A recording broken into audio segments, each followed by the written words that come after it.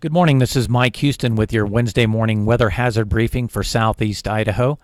Taking a look at satellite imagery this morning, we have a low pressure system off the northwest coast here with Pacific energy and moisture shearing northeast through the region. We see a system here and another one back here just along the Oregon coast.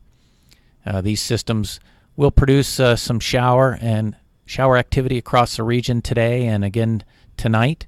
Take a look at that here in a minute on our forecast charts. Here we are looking at the early morning radar imagery with that first system that was working through the area that I pointed out there on satellite imagery. We can see a broad area of precipitation lifting up to the north and east. If I jump back to our satellite imagery, we see a dry slot working into the region. So we'll see some drier conditions working into southern Idaho through the morning hours today. And then as this system works inland later this afternoon and tonight, we'll see another round of precipitation spreading into the region. Grip levels this morning, due to that area of precipitation lifting north, we see some poor grip levels basically running from INL northward up to the Montana border. Taking a look at our forecast charts for clouds and snow through this morning, we see that area of precipitation that I was pointing out on the radar now lifting up into the Montana border regions by noon today with fairly light accumulations maybe lingering here across some of the mountainous regions, but for the most part relatively dry in terms of precipitation and with the overcast skies. Daytime highs today should be warming. We are looking at highs closing in on 50 degrees down here in the eastern Magic Valley and the lower 40s as we work our way up to Idaho Falls and Rexburg.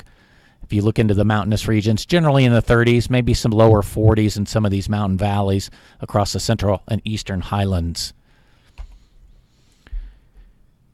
Looking at our forecast graphics for this afternoon and evening, as I said, that next wave will be pushing in, so we should see an increase in precipitation once again late this afternoon and evening.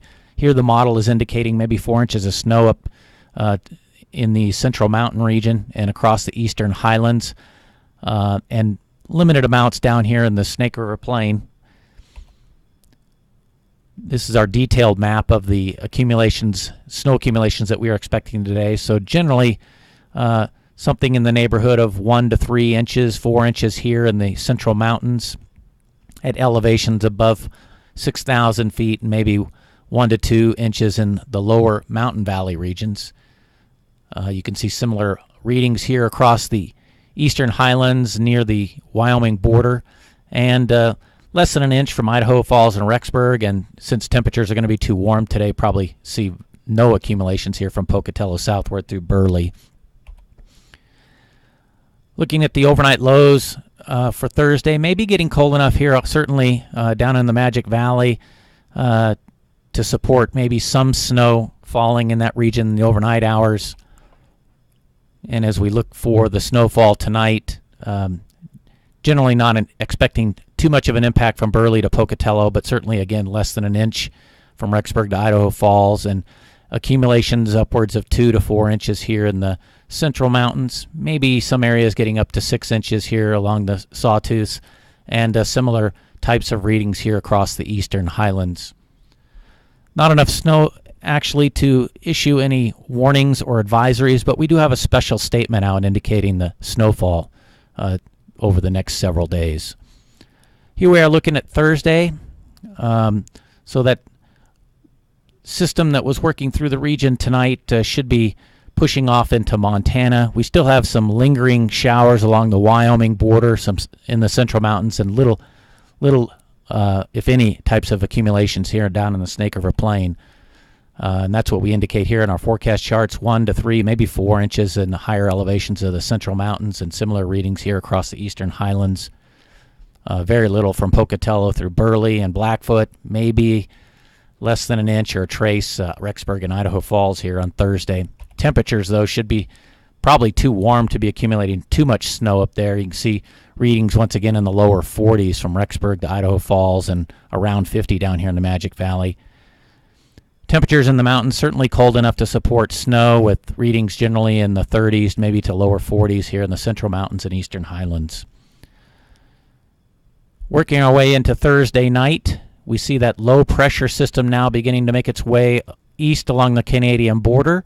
And we'll also see a cold front beginning to advance into southeast Idaho right along this line right here at about 6 a.m. in the morning.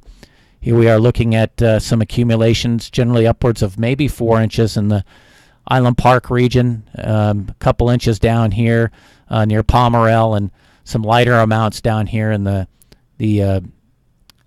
Snake River Plain towards Friday morning. Temperature should be cooling with that cold front.